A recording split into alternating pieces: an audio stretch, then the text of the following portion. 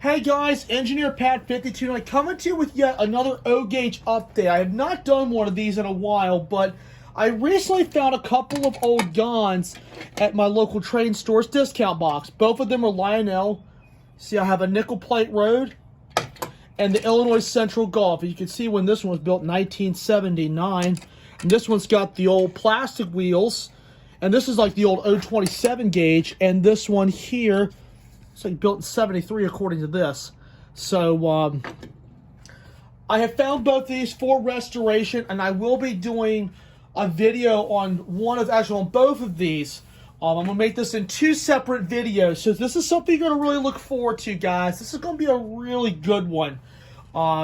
So I've actually brought it out in the shop because I'm going to start filming the restoration progress on both of these gondolas.